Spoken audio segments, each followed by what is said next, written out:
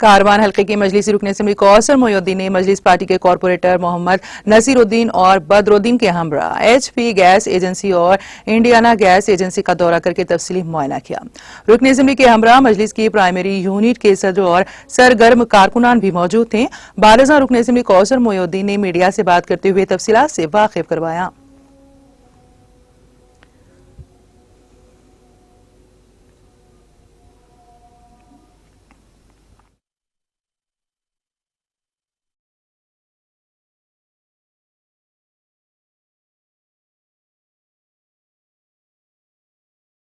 और मैं आज इंशाल्लाह कमिश्नर सिविल सप्लाई से मुलाकात कर महादेवी इंटरप्राइजेस के नाम से जो एजेंसी चला रहे ख़वातीन उनके ऊपर कंप्लेंट करेंगे इंशाल्लाह। और वो एजेंसी के ऊपर क्योंकि कई ज़ईफ़ लोगों को कई ख़वातीन को चिट्ठियाँ देकर ढकल दिया जाता है वो एजेंसी के ऊपर, और कई मरतबा कंप्लेंट आए उसके बाद मैं कई मरतबा बोले एजेंसी ASO को और DSO को इंशाल्लाह फिर आज शिकायत करेंगे और वो एजेंसी को कैंसिल कराने की पूरी कोशिश करेंगे।